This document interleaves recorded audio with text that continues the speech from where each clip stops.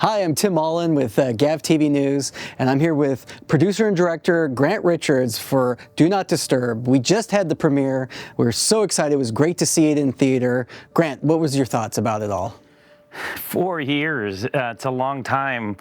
And part of that is it was, as you said, a COVID project. We were going to shoot the entire film the summer of 2020, and then COVID hit, and out of the 10 stories, we only shot 5, and then had to wait a whole year and shoot the summer of 2021 to finish it. And then there was a big push to get it into Sundance and film festivals.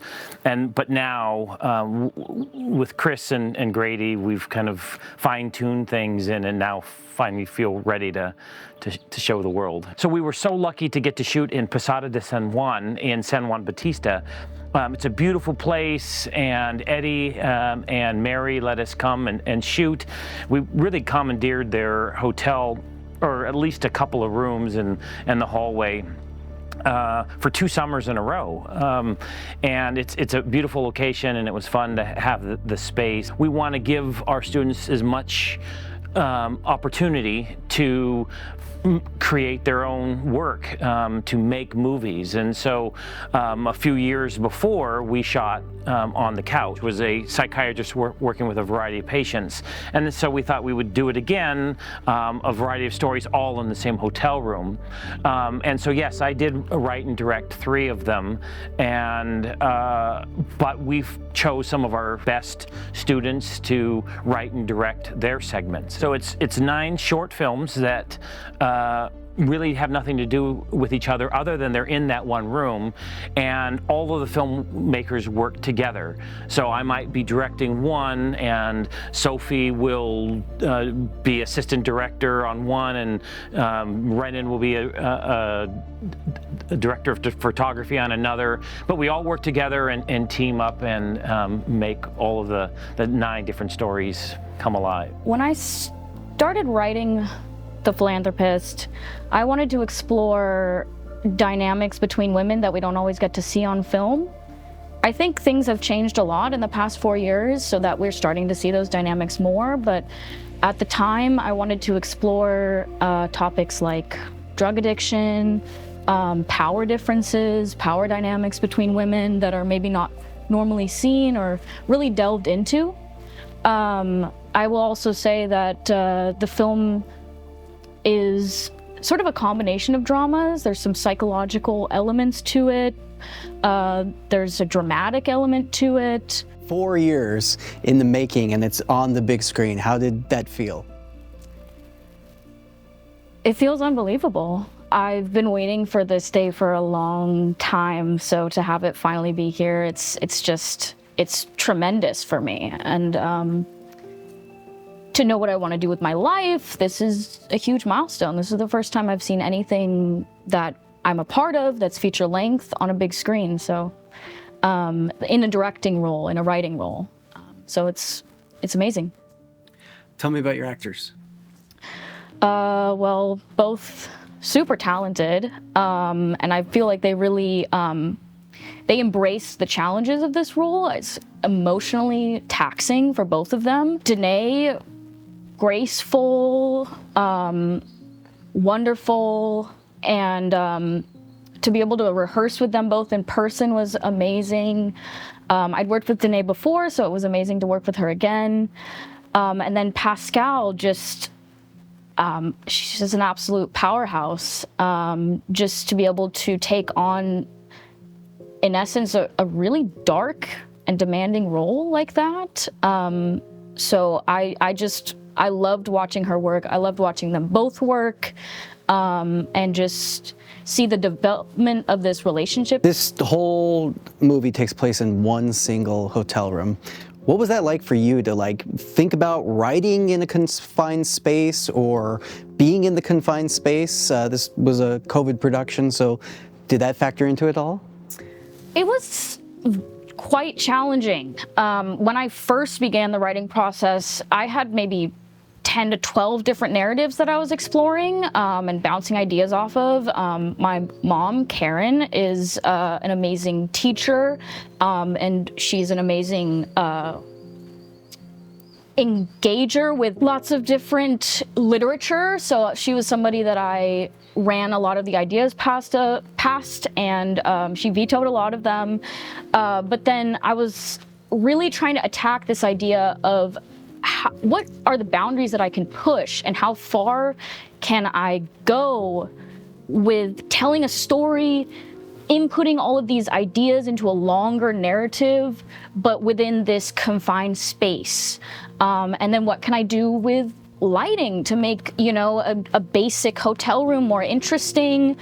So it was a really interesting challenge, but I enjoyed it in the end. What was it like seeing your film on the big screen finally? Honestly, I think for me, what I was really excited about is finally watching this film with an audience that, while we had lots of friends and family there, a lot of people who don't know me, who are going in with zero bias and are just able to judge my film on its own merit. Whether they love it, hate it, I'm really glad that people can come see it and really form their own opinion and just experience what I worked so hard with this team to create. So can you describe what Stuck is? Yeah, so Stuck was a film created out of necessity. So originally I wrote a completely different piece for Do Not Disturb. It was like crazy martial arts and mafia stuff and really cool script, but once we crunched the numbers, we realized we don't have the money, the time, the resources, and we were gonna destroy this hotel room, but we did not want to destroy it.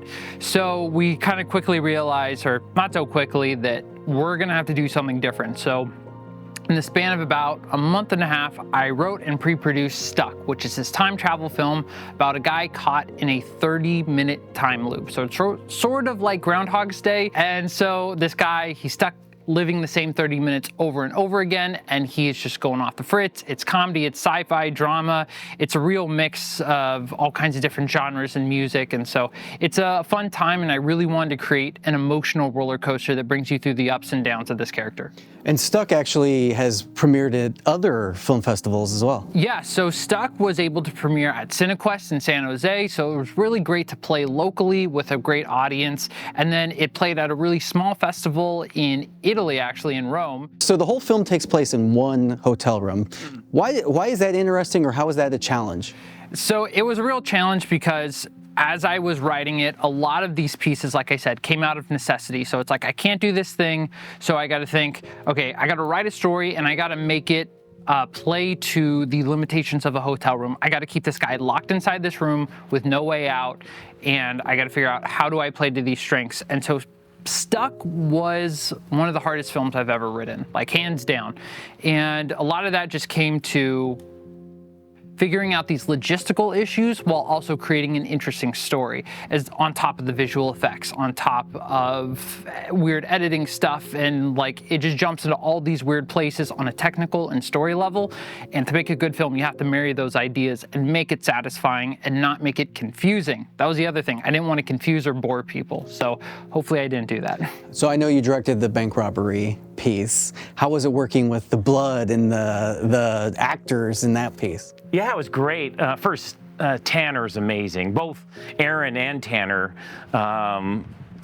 Aaron's really vicious. I mean, he plays, and he's not in real life. He's a really great guy, but he played evil very well. And Tanner, yeah, so it was really fun working with those two actors. And then the blood, it was interesting because I love Saving Private Ryan. And there's a scene where the medic in the film gets shot in the chest and he's bleeding out. And that was my inspiration. And so I just told Sophie, I want blood pumping out of his chest. And she said, I got it. And so we had to buy plastic to put down over the mattress and new comforters and sheets and everything because there was blood everywhere. We had tarps all over the floor because there was blood literally shooting across the room. But it was fun to do, and I felt that it was effective scene. Well, I would like to thank our lovely, wonderful, amazing producer, Grant, who was the first person to pull me into this project. I will never forget when he read the screenplay for the first time and he said, don't change a thing. It just gave me the boost of confidence I needed.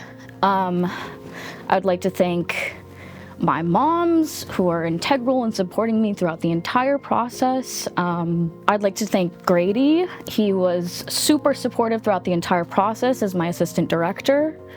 And I would just love to thank the actresses for throwing so much passion and so much into their performances. I was blown away. So thank you. And to everybody else on the project who worked super hard and super dedicated for 12-hour days, 3 days straight. It was a lot, so thank you. I think I just want to thank the team that came together for this. It was a really challenging process, like I said, but it would only be possible with that team. They really came together, they supported my vision, and when I said, hey, I want to do these really weird things, these really weird visual effects, and just said like, hey, you just got to trust me because it's all wrapped up in here and I'm going to unravel it, but we just got to do it bit by bit, piece by piece. They all trusted me, so I'm super thankful for that, and you know, I couldn't have done it without them. So the premiere was Saturday at Cinelux in Morgan Hill, but the show, the Do Not Disturb, is actually playing throughout the rest of the week in Morgan Hill. So if someone didn't get a chance to come to the premiere, they still can go and see it for the rest of this week, right? Yeah, the premiere Saturday, but it's going to get 2 runs on Monday, Tuesday, and Wednesday, noon and at 7 o'clock. And so there'll be 6 more opportunities to watch it this week. And then we're hoping that Gilroy will let us have a few screenings so that we can catch a few people who might be out of town or weren't available. So the more it runs, the more people can see it, and that's what we hope is more people see our work. So. Anything else you want to say? Yeah, I want to thank everybody who's involved. You know, it's a 4-year project. That's a lot of commitment and time, and so I really appreciate all the work that went into it. And I hope to continue to make films and give our students, some of them we are so in love with their work and impressed with them that we want to work with them beyond just what we do at the college, and so. Let's make more.